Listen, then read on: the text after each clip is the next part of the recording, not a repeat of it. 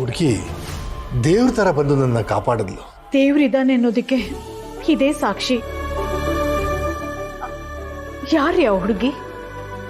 ಆ ಹುಡುಗಿಗೆ ಅಪ್ಪ ಅಮ್ಮ ಯಾರೂ ಇಲ್ವಂತೆ, ಅನಾಥ್ಲಂತೆ.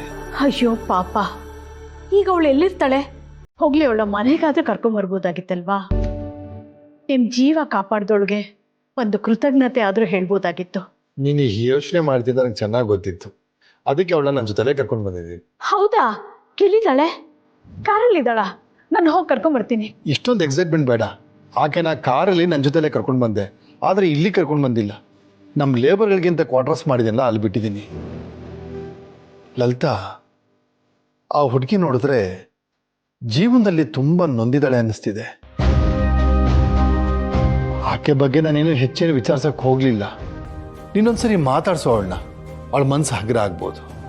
ನಿಮ್ಮ ಜೀವ ಉಳಿಸಿದಾಳೆ ಅಂದಮೇಲೆ ನಾನು ಅವಳ ಹತ್ರ ಮಾತಾಡದೆ ಇರ್ತೀನ?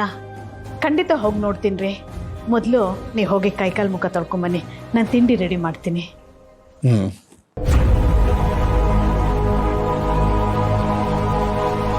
ಯಾರ ಹೆತ್ತು ಮಗಳು ಏನೋ ನನ್ನ ಮಾಂಗಲ್ಯ ಉಳಿಸಿದಾಳೆ, ಅವಳು ಚೆನ್ನಾಗಿರ್ಬೇಕು.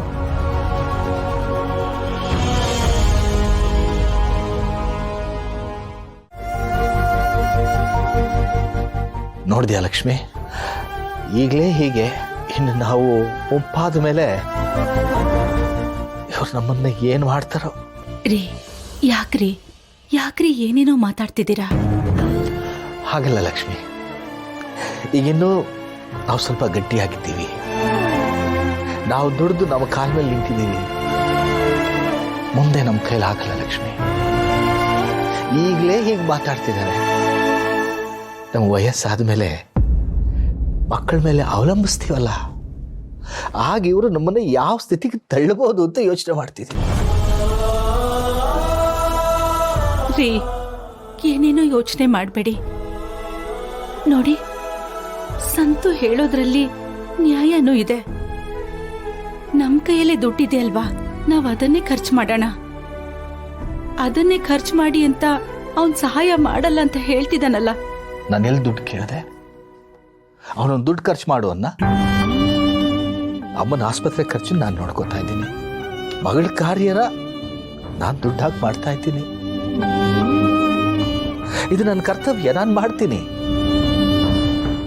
ನೋಡೋಣ ಏನಾದರೂ ಬದಲಾಗಿದಾನ ಅಂತ ಹಾಕಿ ಕೇಳಿದೆ. ಮನುಷ್ಯ ಸಂಬಂಧ ಆದ್ರೆ ಇಷ್ಟೇ ಅನ್ಸುತ್ತೆ ಲಕ್ಷ್ಮಿ. ನೀವು ಸುಮ್ಮನೆ ಬೇಜಾರಾಗಬೇಡಿ. ಕಾರ್ಯದ್ದೆಲ್ಲ ನಾವು ಮಾತಾಡ್ಕೊಂಡಿದ್ದೀವಲ್ಲ, ಹಾಗೆ ಅತ್ತೆ ಖರ್ಚನ್ನು ನಾವೇ ನೋಡ್ಕೊಳ್ಳೋಣ ಬಿಡಿ. ಅತ್ತೆ ಬೇಗ ಗುಣ ಆದ್ರೆ ನಮ್ಗಷ್ಟೇ ಸಾಕಲ್ವೇನ್ರಿ? ಕ್ಷಮಿಸ್ಬಿಡ ಲಕ್ಷ್ಮಿ. ಯಾಕ್ರಿ ಇವತ್ತು ಹೀಗೆಲ್ಲ ಮಾತಾಡ್ತಿದ್ದೀರಾ? ನಾನೇನೋ ದೊಡ್ಡದಾಗಿ ಮನೆ ಕಟ್ಟಿಸ್ತೀನಿ, ಧೈರ್ಯವಾಗಿ ಹೆಮ್ಮೆಯಿಂದ ನಿಂತವ್ರ ಮನೆಗೆ ಹೋಗಿ ಬರ್ಬೋದು, ಹಾಗೆ ಮಾಡ್ತೀನಿ ಹೀಗೆ ಮಾಡ್ತೀನಿ ಅಂತ ಏನೇನೋ ಹೇಳ್ಬಿಟ್ಟಿದ್ದೀನಿ ಲಕ್ಷ್ಮಿ. ಈಗ ನೋಡಿದ್ರೆ ನನ್ನ ಕೈಲಿ ಆಗಲ್ಲ ಅನಿಸ್ತಾ ಇದೆ ಲಕ್ಷ್ಮಿ. ನನ್ ಕ್ಷಮಿಸ್ಬಿಡ.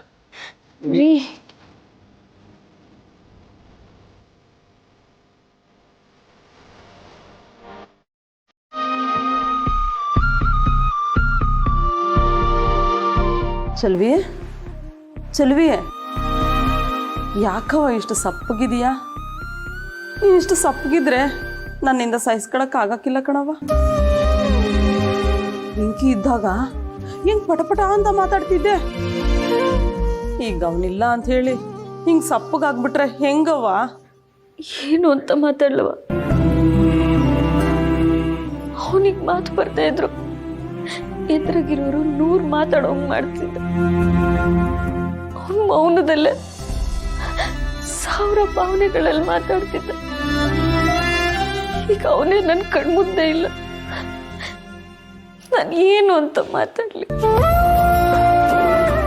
ಅವನಿಗೆ ಮನೆಗೆ ಬರ್ತಾ ಇರುವಾಗಿಂದ ಈ ಮನೆಗೆ ಗಮನಿಸಿದ್ಯಾ? ಎಷ್ಟು ಬೇಕೋ ಅಂತಾಯ್ತು. ನನ್ಗಂತೂ ಎಲ್ಲಿ ನೋಡಿದ್ರು ಅವನೇ ಕಾಣಿಸ್ತಾನೆ. ಅವನಿಗೆ ನನ್ನ ಕಣ್ಮುಂದೆ ಇಲ್ದಿರೋದನ್ನ ನನ್ನ ಕೆಲಸ ಇಸ್ಕೊಳಕ್ಕಾಯ್ತಲ್ಲ. ಚಲುವಿ ನೀನು ಇಷ್ಟು ಹತ್ತು ಏನು ಪ್ರಯೋಜನ ಇಲ್ಲ ಕಣವ. ನೋಡು, ಮೊದಲು ಹೋಗಿ ವೆಂಕಿ ಕಾಣಿಸ್ತಾ ಇಲ್ಲ ಅನ್ನೋಂಥ ವಿಚಾರನ ಅವ್ರ ಅಪ್ಪ ಅವನ ಹತ್ರ ಹೇಳ್ಬಿಡವ. ಬೇಡ ಕಣವ, ಮೊದಲೇ ಜಾನವ್ರು ತೀರ್ಕೊಂಡವ್ರೆ ಅಂತ ಆ ಮನೇಲಿರೋರು ಎಲ್ಲರೂ ನೋವಲ್ಲವ್ರೆ.